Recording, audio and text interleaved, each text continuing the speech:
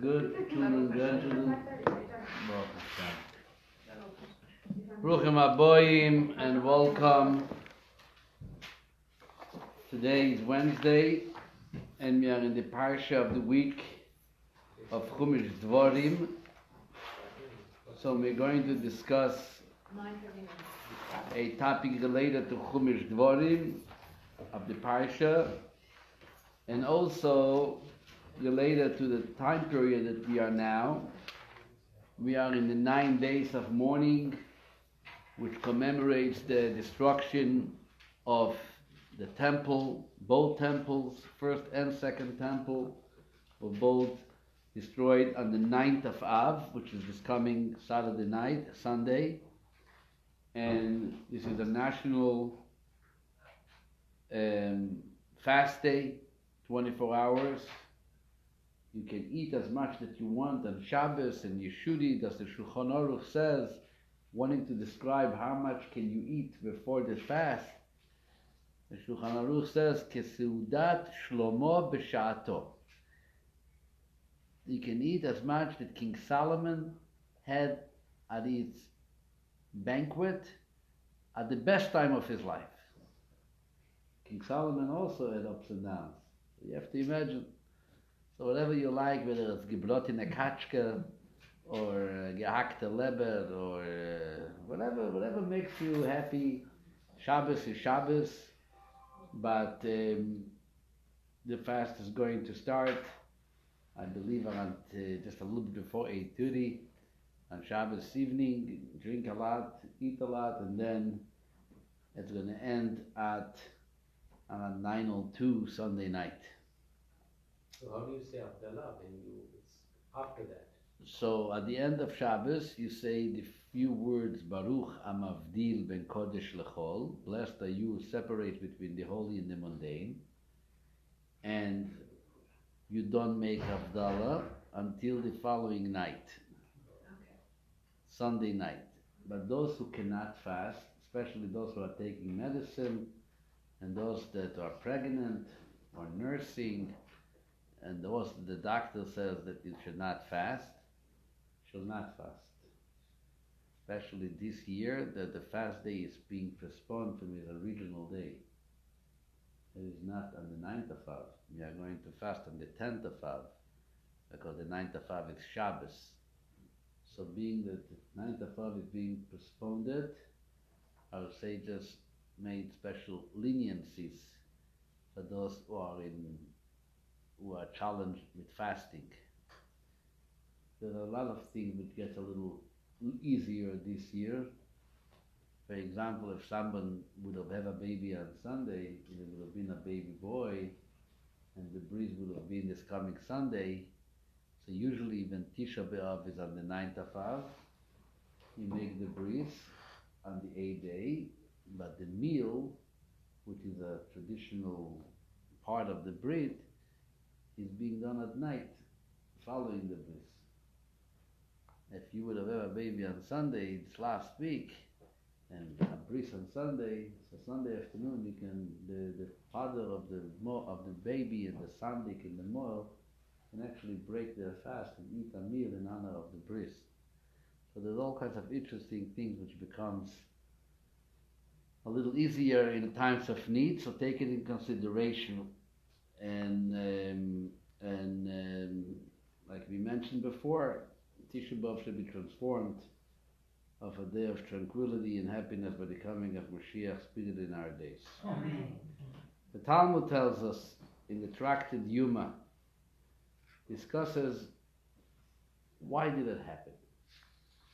Why was the temple destroyed? What was wrong? Obviously we consider it as a attribution, as a punishment, consequences for our behavior. What area was it that we messed up, so to speak? The Talmud differentiates between the first temple and the second temple. Why was the first temple destroyed? The Talmud asks, Yuma, page 9b. It was destroyed because of three inequities, three scenes that existed at that time. Number one, idolatry. Number two, immorality. Number three, bloodshed. And the Gemara brings all kinds of verses from Tanakh which prove the idea that during that time period, Jews were worshipping idols. At the same time, they behaved immorally by having relationships with married women. And finally, there was killings in the streets, unfortunately. And then comes the Talmud and goes on and it says, and what happened on the second temple? Why was that destroyed? But listen to the question now. By the second temple, the Talmud says, we know that the people occupy themselves with Torah, with mitzvahs, with acts of kindness. Why was it destroyed? First temple, things somehow got a little loose there. But the second temple, the Talmud, I guess, knew. The Talmud was written around the same time, and everybody was learning, and people did the right things, and they were nice to each other, and they did all the mitzvahs, and the synagogues were packed, and the shuls were full, and the schools were all preoccupied with kids learning. So, makara, what happened? Says the Gemara, because of sinat chinam, because of hatred, but there's a word in English, and you're going to help me what the word is. Gratuitous hatred. Gratuitous hatred? Gratuitous, probably. Gratuitous, yeah. Gratuitous. Gratuitous. Gratuitous. Too long of a word for me to pronounce even. Gratuitous. Yeah, that's gratuitous. It means hatred for no reason. Yeah. That's what I would say. Hatred for no reason. Because in Hebrew the word is chinam. Chinam means free. Reasonless. Well, that's what gratuitous means, it's free also. Gratuitous means what? Free. Free. Exactly. Which Okay, is not- so since it's not a word of conversation, oops, I'm sorry, let's close it. Since it's not a word that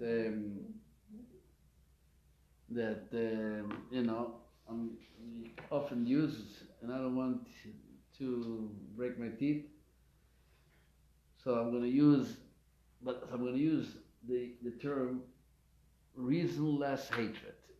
Okay, because that's important. I want to talk about this concept of understanding. What does it mean? Chinam, gratuitous, gratuitous. Well, just like it's spelled, just read the letters as they're spelled. I'm trying. Gratuitous. Like Ecclesiastes. Gratuity is a typically I know. Anyway, in Hebrew, sinat chinam. Sinat chinam. Sinat means hatred, chinam means no reason.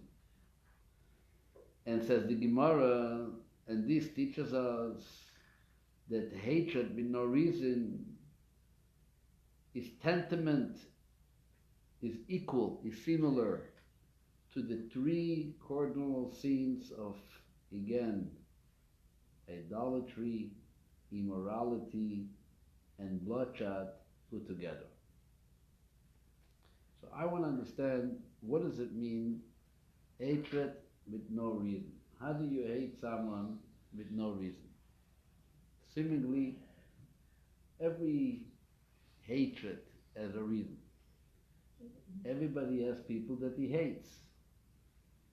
Sorry. Everybody has people that he, to be polite, he dislikes.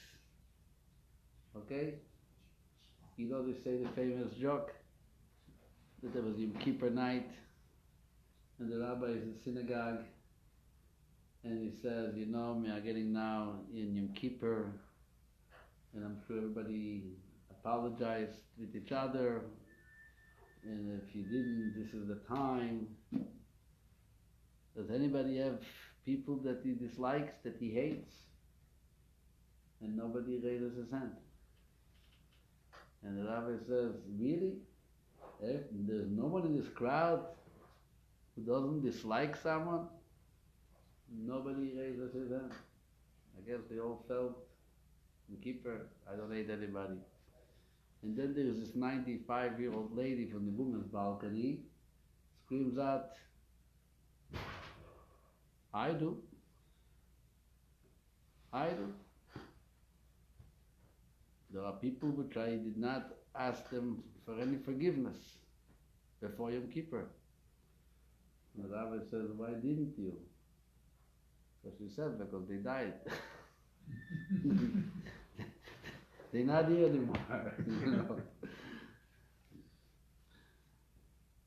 Normal people, you know, have to usually on Yom Kippur find somebody to apologize for it. Why is it that we stumble on the subject of hatred? And especially if you learn that our last temple, that was the reason for its destruction, so we understand that this is an area that we need a lot of encouragement and improvement and work towards it. So that's what we're going to try to discuss tonight. But this really starts with the story of the Parsha. The Parsha of this week starts verses, a new book, the book of Devarim. And when you read the first verses, you think that you are again going through the travelings in the desert. So this is how the verse begins. Eila Devarim, these are the words on page 939. Asher diber Moshe al kol Yisrael, that Moses spoke to all Israel. Where did he speak?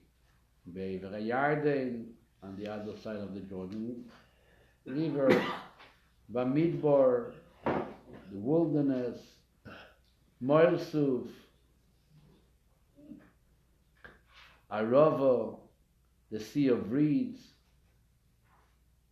between Paran and Tofel and Lavan and Chatzeros and Dizah.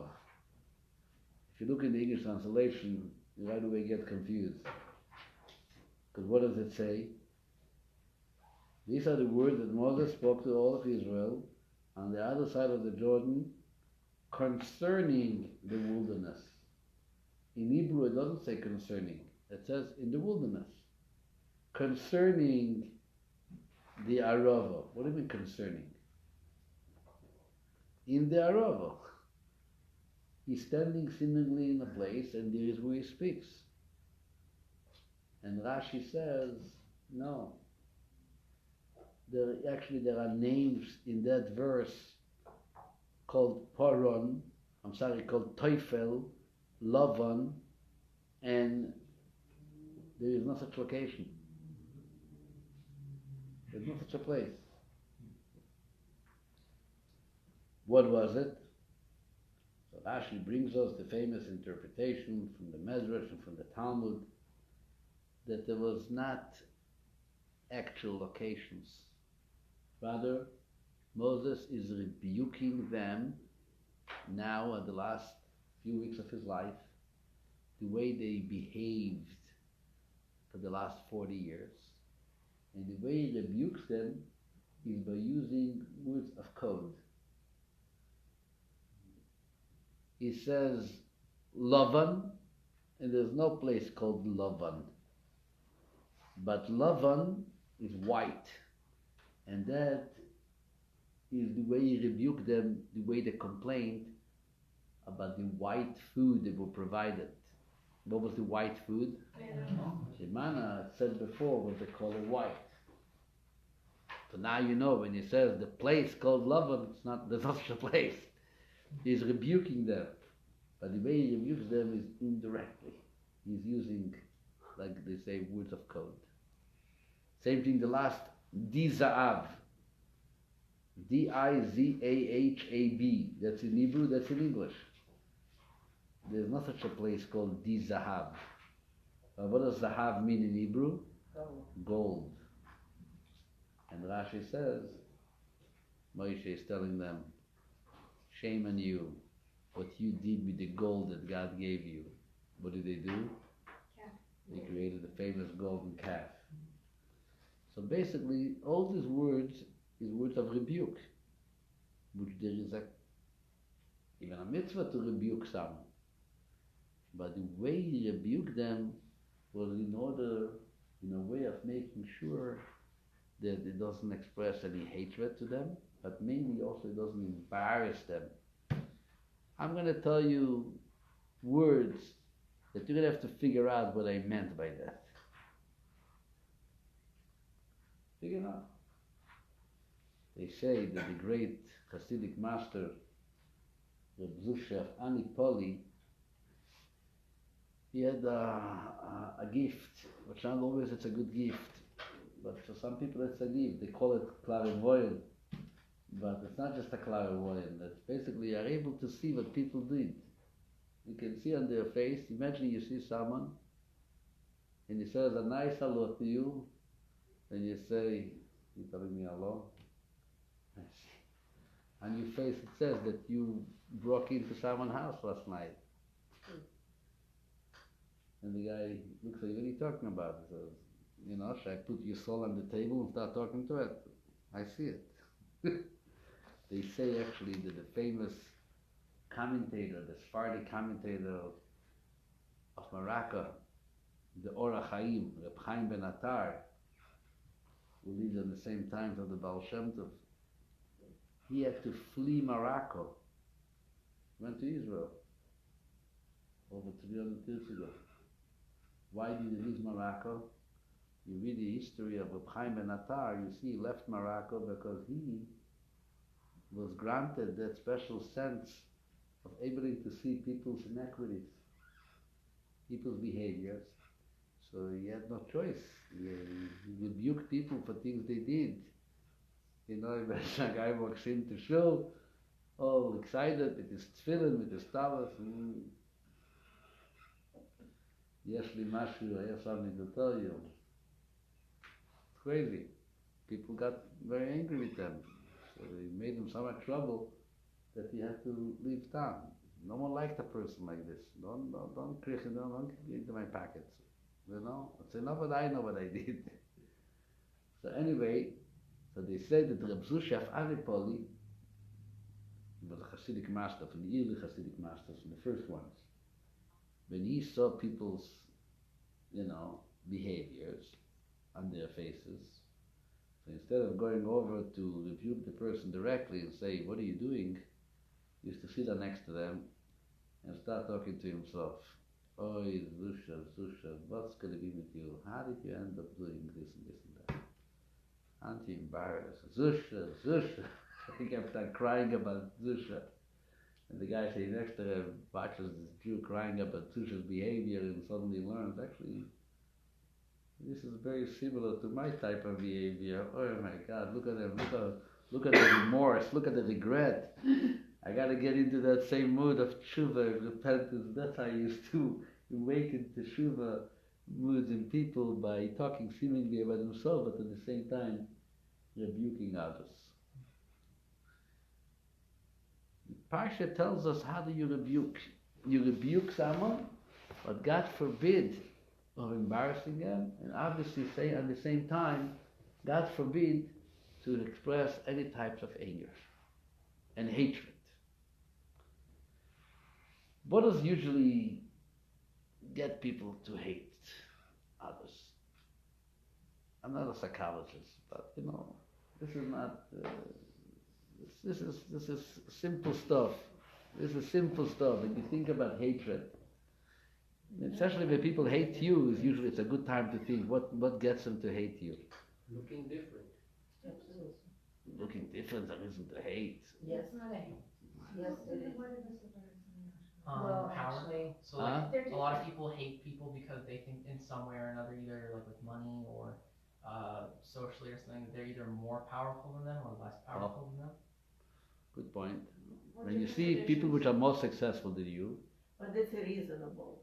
that's Oh, jealous. one sec. So that's what I'm coming to. Usually you see people more successful than you, Yeah, so it makes you feel very Insecure. less insecure. Very good. But that's Less not hatred. valuable.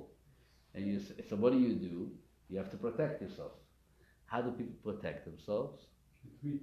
I don't know. They protect themselves by developing a hatred towards the person. This guy, he's a garnish, he's a nothing. He's a nothing.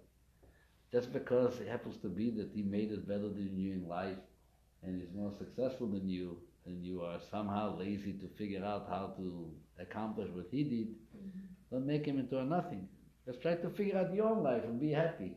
But a good way of protecting yourself, an easy way to protect yourself, I'm not saying the kosher way, but a way to protect yourself is by what? By first of all making sure that the other person is a garnish. Now is he a garnish if he is something? So you slowly find reasons to hate him, and he never made it on his own. It was his father's money, it was his grandfather's money, it was inheritance money, it's this, it's that, and the other.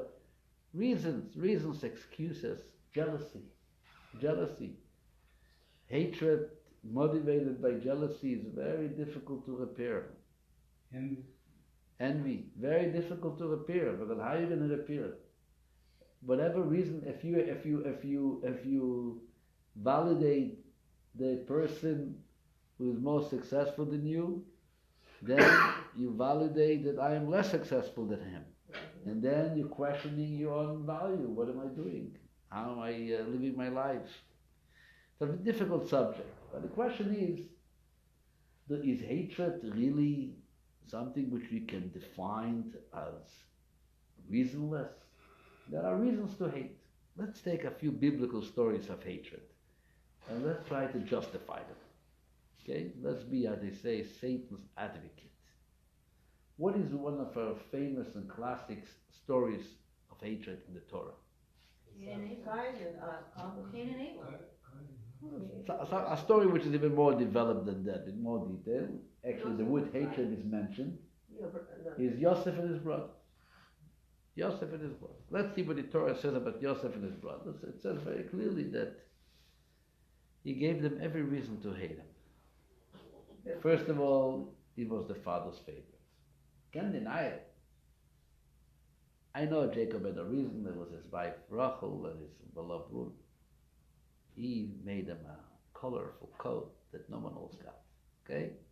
You take a child out of 12 and you put him on a pedestal and you say, hello, you're going to get a special jacket. I'm taking you to Nordstrom. Everybody else is going to have to go to Target. Whatever it is, you're creating an issue. Why him? Right? Jealousy.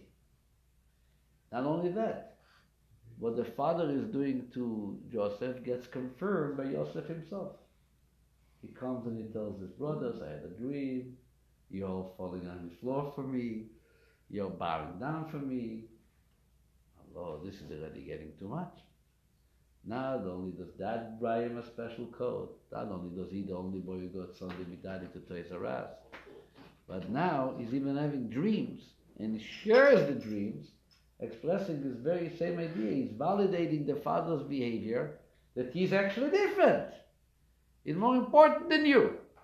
He's greater than you. He's nicer than you. He's more successful than you. So what is the response to such behavior? What's the response? I don't like you.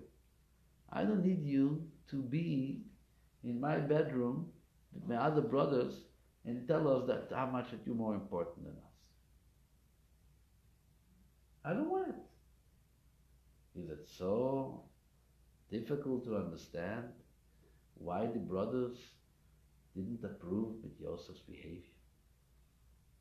So hard to understand. Is it really sinas chinam? Is it really hatred for no reason? I think if you're going to take a good lawyer to advocate for the 11 brothers, you're going to find very good reasons why to hate Yosef. Don't tell me no Baba Mises. This is how it works. This is the normal nature of life. This is the normal way. This is human thinking.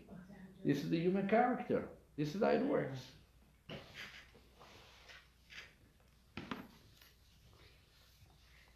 I don't. You disagree? My hate sisters when I was younger. You disagree? Nothing to do with me. Huh? You disagree?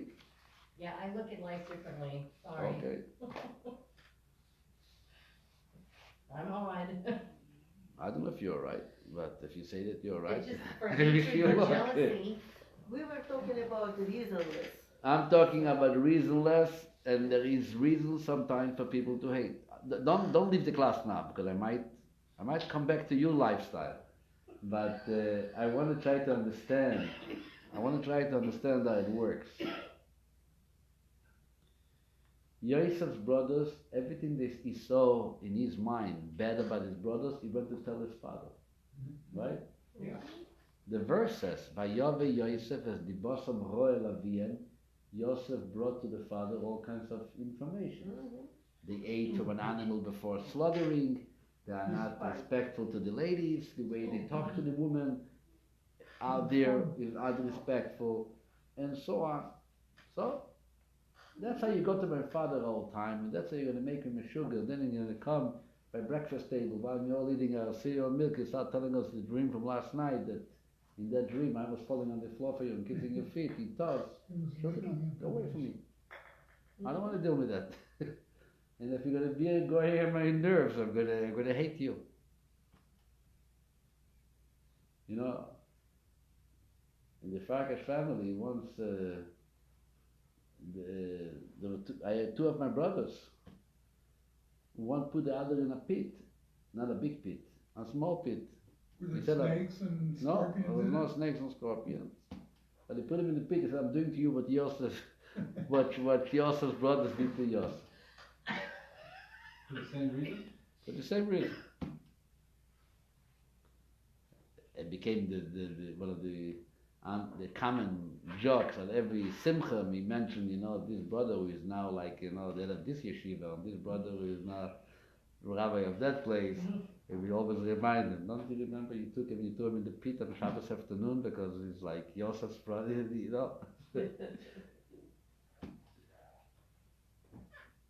There is another story of hatred, again in the Torah.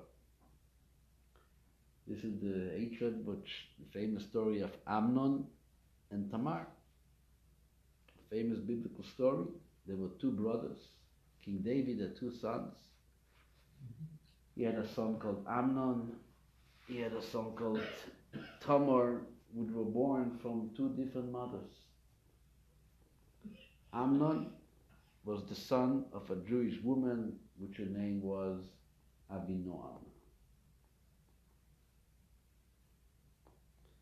Tamar was a son of a non-Jewish woman. Talmud discusses it wasn't just a non-Jewish woman that David brought in a non-Jewish woman to the house. She was, which we're going to learn a couple of weeks from now, a captive at war that you can bring into your house, called Yefat Tor. And this is the story of Tamar, the daughter of Macho Bastalmai. And Tamar was a beautiful woman. Beautiful woman. Amnon, who is to Tamar what? Amnon is a brother to Tamar, meaning they come from the same father, right? Not from the same mother. Half brother. A half brother. He liked very much this Tamar girl. And he made himself pretended that he's sick, so Tamar can serve him and so on. And he tried to be, what did you say? To be intimate with her, okay? And she rejected it. She rejected it. And when it was rejected, he eventually forced himself on her, on his half-sister. And once he forced himself on her, after that, she became his biggest enemy. He couldn't stand her. He couldn't stand her. He couldn't even be in one room with her. He couldn't be in one palace with her. And Tamar went and said, what happened? This is what Amnon did to me. At the end, it was the other brother, Avshalom, and Avshalom made sure that Amnon gets killed. When Amnon was killed.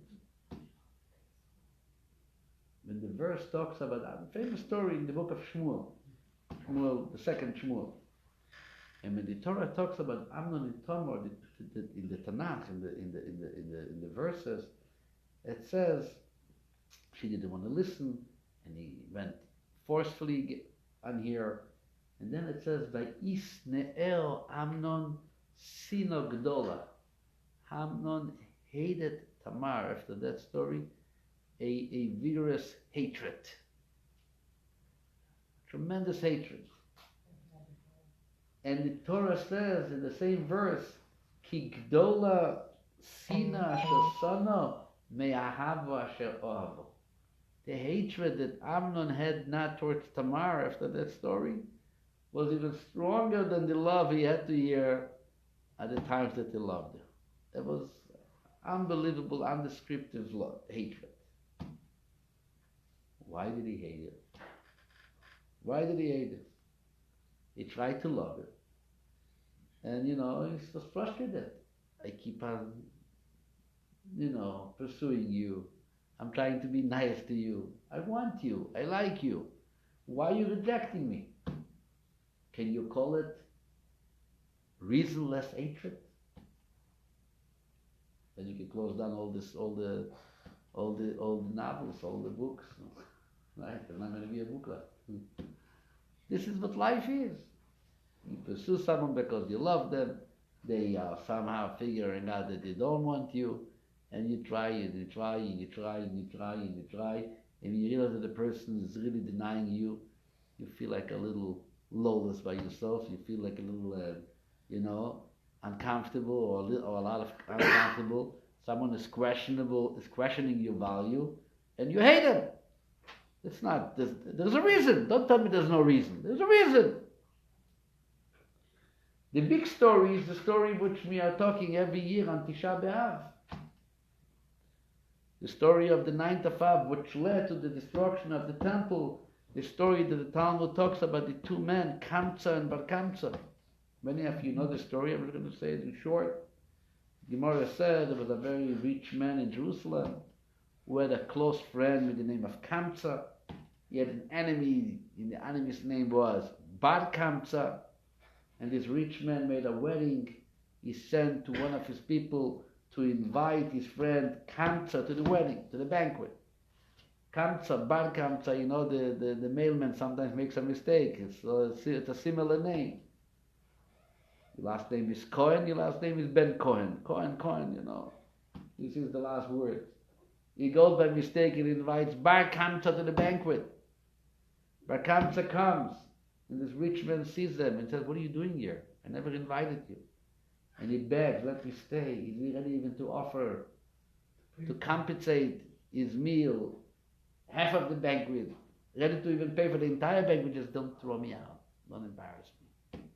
But he threw him out. And when he threw him out, he went and he informed the government that the Jews are not really following the orders, and he sold them some stories which led to the destruction of the temple. Jew was involved in it. Kamsa and Bar Kamsa. Okay? You all know this story. What is this hatred? Says the Talmud. You see? Hatred for no reason led Jerusalem to its destruction. Led the temple to be destroyed. Who says it was no reason? Maybe this rich man had a very good reason to hate Bar Kamsa. Like many people have good reason to hate people that cause them trouble. Maybe Bar Kamsa took away from his business. Maybe Bar Kamsa insulted his family. Who knows? We don't know why he hated them, but he hated them. You sure that because someone has somebody that he hates, that means that there's no reason for it? Maybe he had a good reason. People have reasons that they don't like others. You have a reason that you don't invite this person to your son's or daughter's wedding because they did something not nice to you. Maybe because they didn't invite you to their son and daughter's wedding. Whatever it is. We all know what's going on before weddings, before simchas. That invitation list. How many wars and discussions and Lashon goes around at least, oh, that person. Invite him? Nah. Don't you remember the way she said to you, the way she did was nice? Took away your chair, she took away. Never says good Shabbos to me. I'm not invited. Let him learn a lesson. I'm not going to invite him to the wedding. By counsel. Who said it's wrong? The question is, what does it mean the temple was destroyed for hatred, which is wrong, no reason?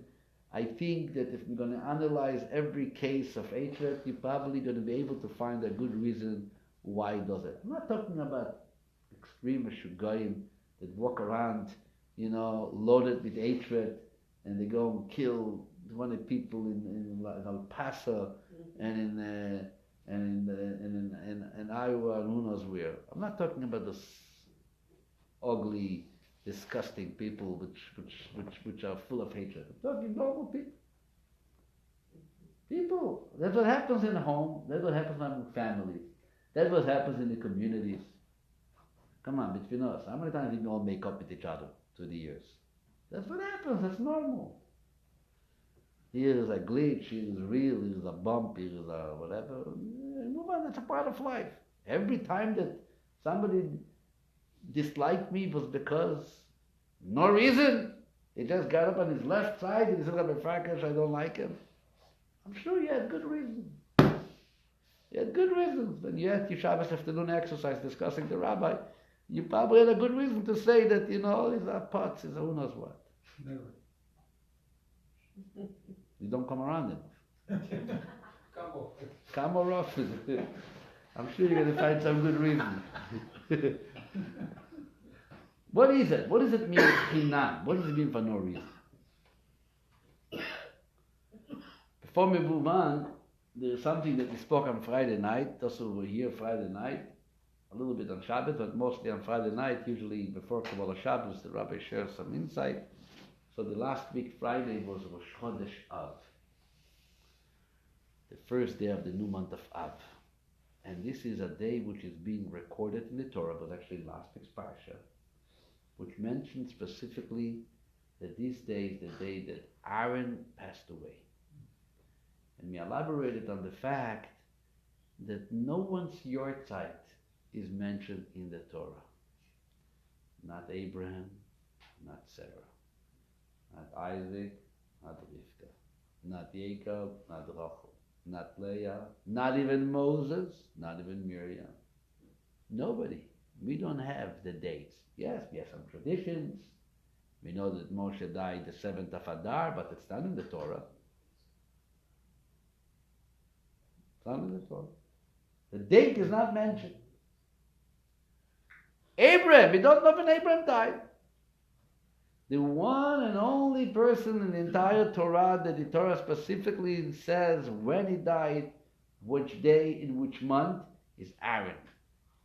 Aaron says the Torah died on the first day of the month of Av. And it's interesting, even though we talk about Aaron's death, 3 weeks ago we spoke about the Parsha's Chukas, that Moses brought up Aaron to the mountain, he got him prepared for his dying, and he saw his son Elazar taking over, he got dressed with the priestly clothes, and on and on and on. In that Parsha, the Torah did not give us the date.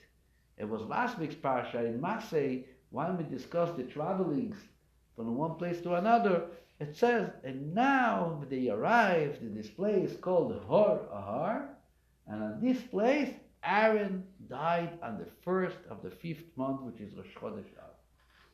Why is Aaron's death mentioned more than others?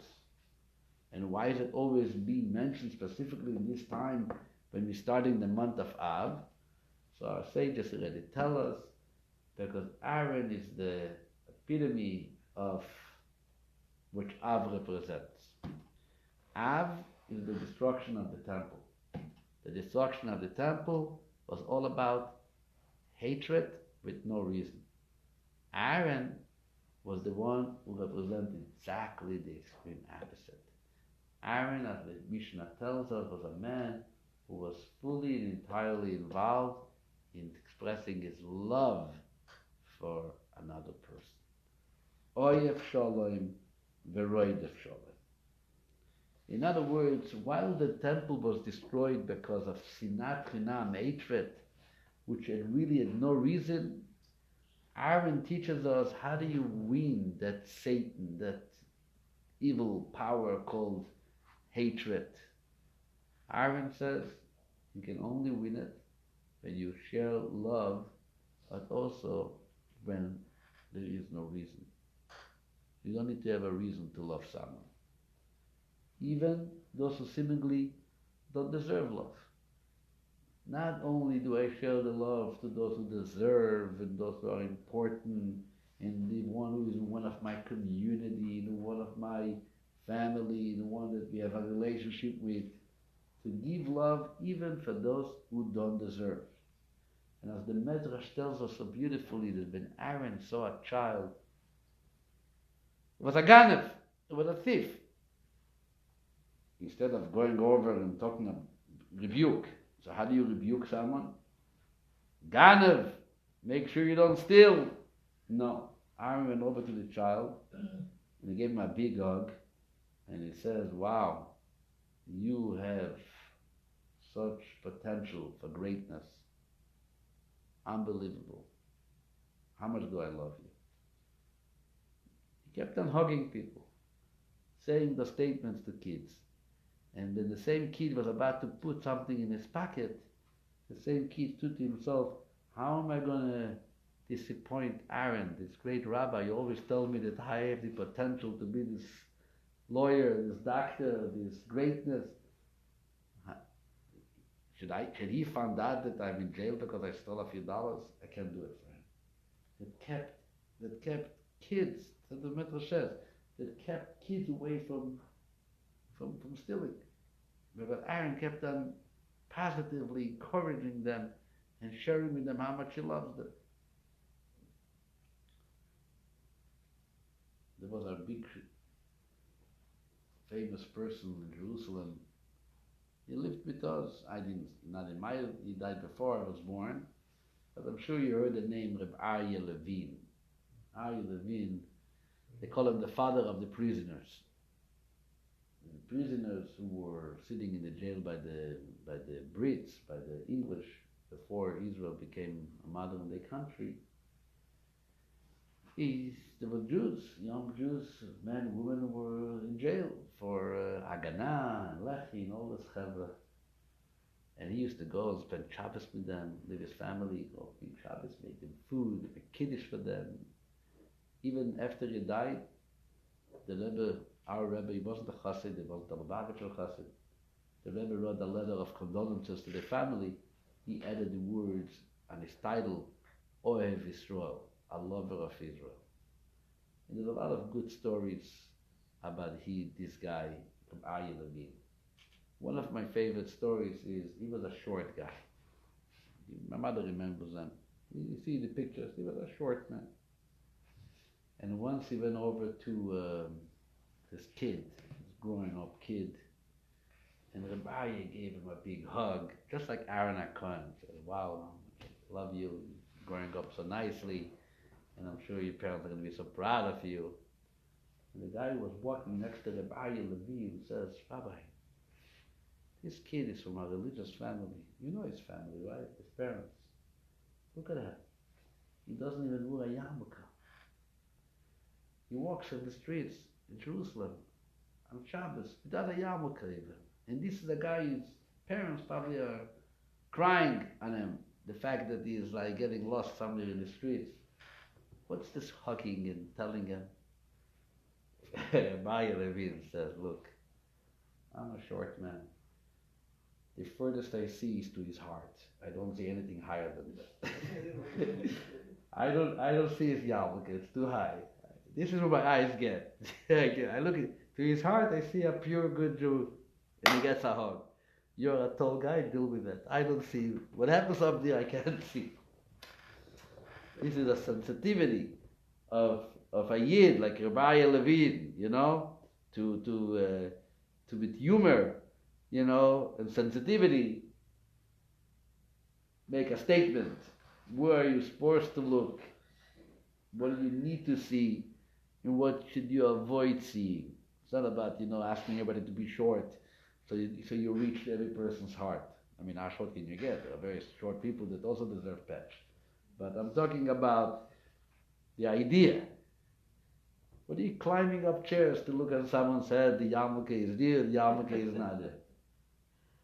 What are you looking for? Who asked you to look for yarmulkes? Look straight. Look where you're supposed to look. Look where you're supposed to look. This is what the Torah says about Aaron. And the fact that Aaron died on Rosh Chodesh Av, on the first month of Av, obviously, as the Rebbe always says, is to emphasize the idea how we can avoid the temple to be destroyed again by sharing this avas chinam, this love, for no reason. But at the same time, let's go back. When there is a reason, what do we do then? Except for Liz. Baruch Hashem, we're all married to be as righteous as Liz, a long and healthy life. I said Liz. jealousy Liz. doesn't normally cause hatred. That's my opinion. Yeah, tzaddikas. I'm not. Had a person like Mordechai Farkash, who is not on the level of Liz Bernberg, how do you get over someone who really gives you reasons to hate you simply because the way he behaves towards you? Insults me, embarrasses me, curses me out. Forget about he doesn't want to give me what I ask for him. Fine, he doesn't have to. But I didn't wrong you. What are you saying words like this to me, which I don't deserve it? So I shouldn't hate you. The Alter Rebbe in Tanya discusses it in famous Igeras HaTshuva, and he brings a biblical story, a famous story about David HaMelech's son. Again, going back to the biblical stories. Sometimes you got to go back to the basics. All the good stuff is here. So we all know that King David had a son. His life was like a roller coaster. King David's life. Down, up, unbelievable.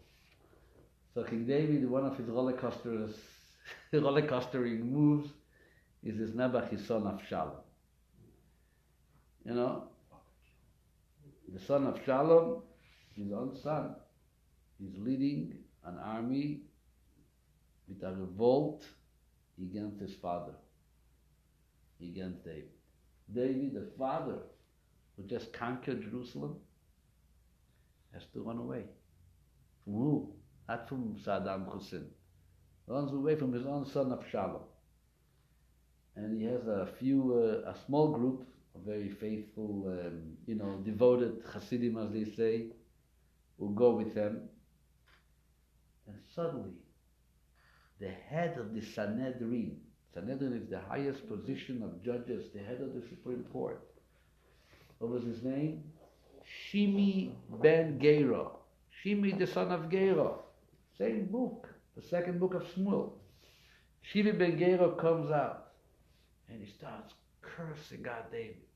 He's the head of the Sanhedrin. Curses him out. Throws rocks on him. And he says, he sinned against you. Now you're getting back on what you did to King Saul.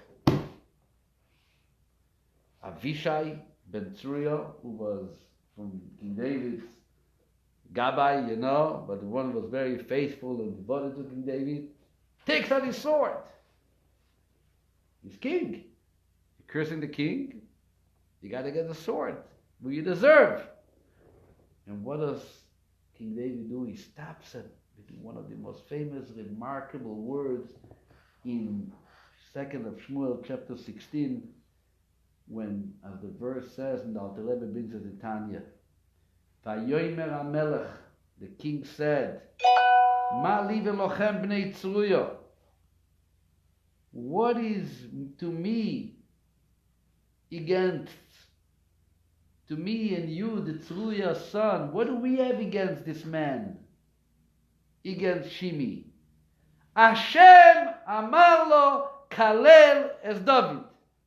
He cursed me? God told him to curse David. He's a messenger of God. He's doing what he was asked to do. He's telling to Avishai, to his minister. He said, Avishai, do you really think that Shimi is cursing me? You think that he's the source of my trouble?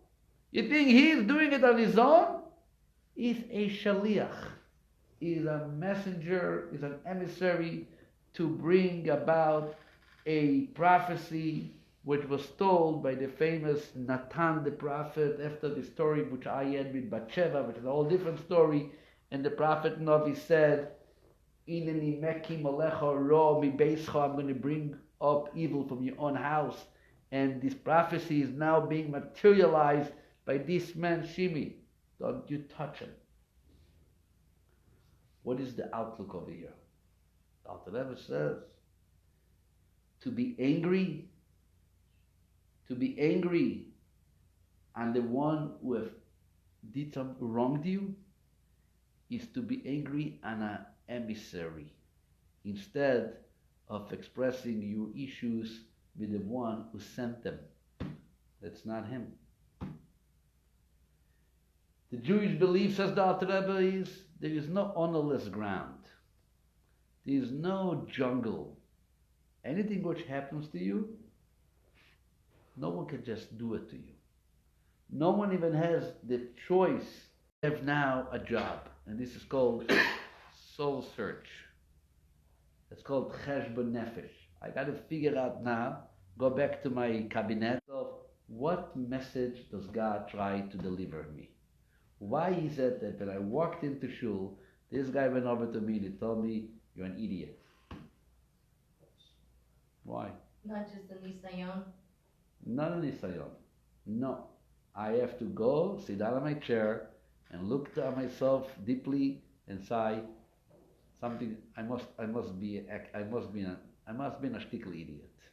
I got to figure out why did I deserve that statement. In other words, there is a reason. There's a reason. It doesn't come from him. This is what King David says. Don't scream at him. It's me. It's not me. Meaning, it's God sending him to do something because I deserve. Which means, in other words, somebody screamed at you. Somebody bothered you. Yes, you have a reason to hate him because he did bother you. He did insult you. But the question is, do I really have a reason to hate him? In other words, is my hatred valid?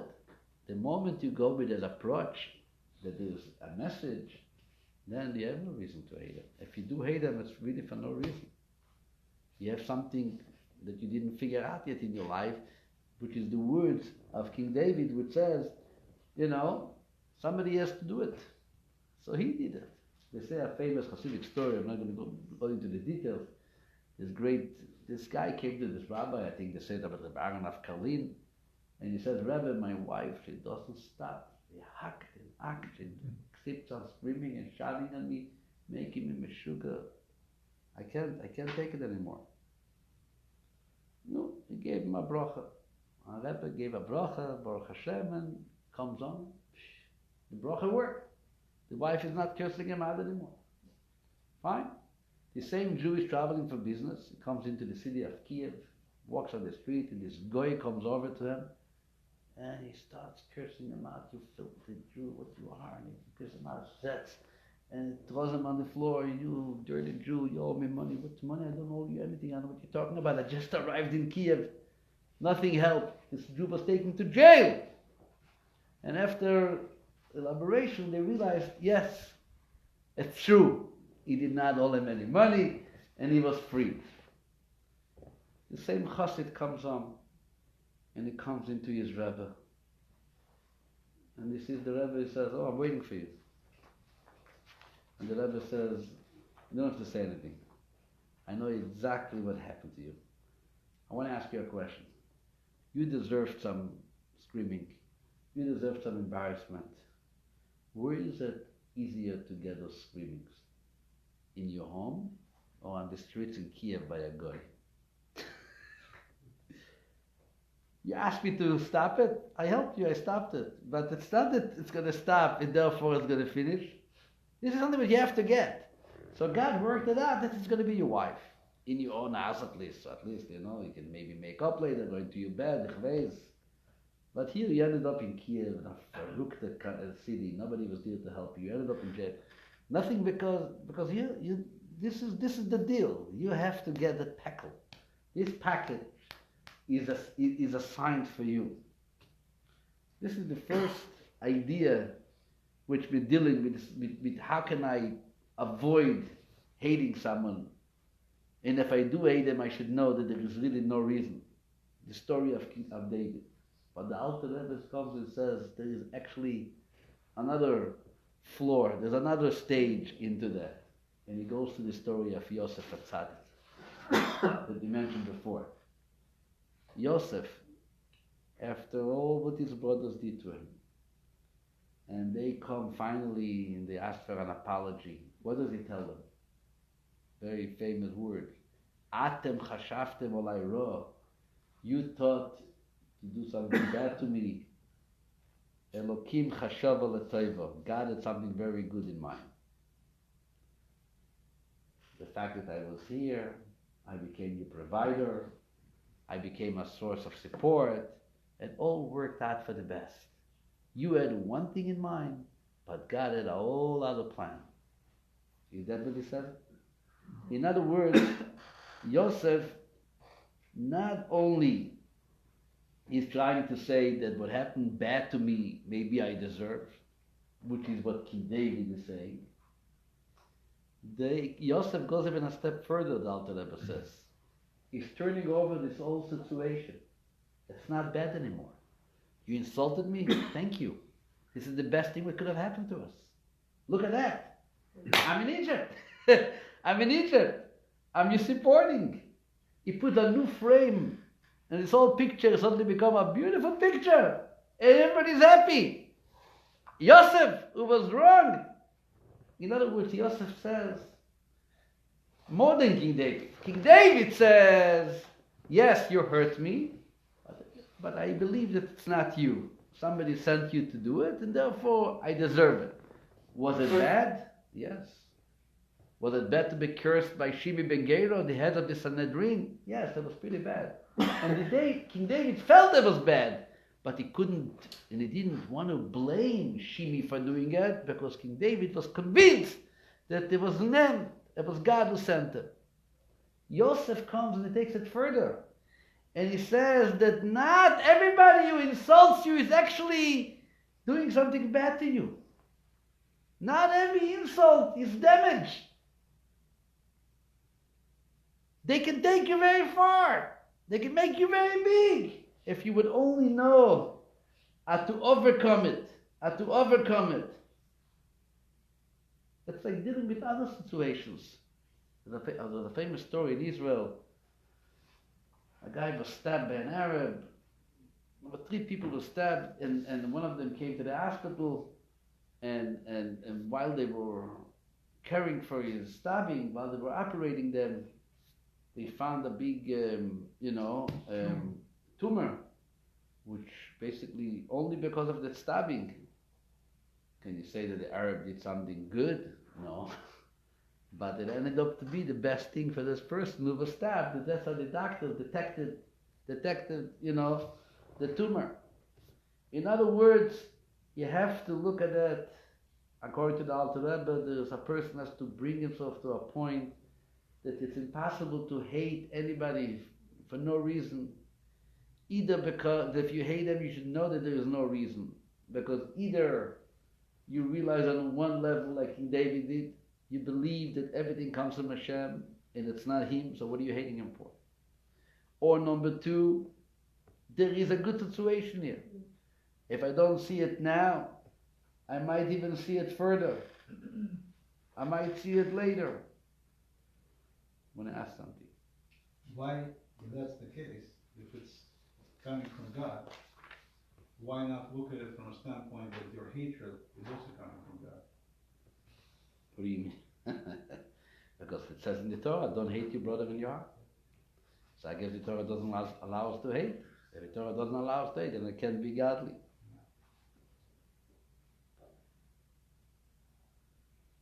Sometimes and this is already a whole other discussion, which I don't want to go into it, it's late. Sometimes we also have to know that, that the way we respond to someone is also a test. Meaning, it's a test. It's a test to see how do you look at things? How do you view things? How do you view life in general? How do you see it? And a part of it is emunah. People who are in a awareness of emunah, of belief in God, and in these stories like we just mentioned, the Yosef story and King David's story. These people really eventually are able to develop a sense that they don't hate. They don't hate. Yes, it doesn't mean I'm going to allow myself to be a shmata, that everybody can come and abuse me, God forbid. This is not the case. You have to be strong and stay on the principles and protect what you need to protect. But after the fact that something happens, hatred is not in our vocabulary. Very difficult to find a good reason to hate someone. Once in a while there's a good reason, but it's a very difficult job. You have to make it clear, seeing the story in the Talmud about the destruction of the temple, that hatred is not something which we can use. It's very difficult. You should be able to validate hatred. Most cases, you're going to see if you hate someone, you're going to search it and look into it. I might be afraid to tell you, you're going to realize that there is no real reason on it, rather than simply protecting yourself. People like to protect themselves, the only way to do it is by hating others. It's a way of protection, which is a way of life. I'm not saying that, but it's not true. You can't validate it. Yes. You say hating a person, and what about hating a behavior? That's kosher. If it's kosher, if you can separate the behavior from the person. Absolutely. I mean, you can't. It's the same thing. So No, in a world of he's not a bad boy. His behavior may have been in bad. a world but in a he's not world bad. of pollution, it's very difficult to separate. Especially the person should not feel that you hate them, but you hate his action. You have to be very sensitive about it. It's not easy in a polluted, confused You have world. to realize that. No, my friends, have a wonderful good Shabbos. Thank you, Rabbi. This Shabbos we're going to be seeing the third temple.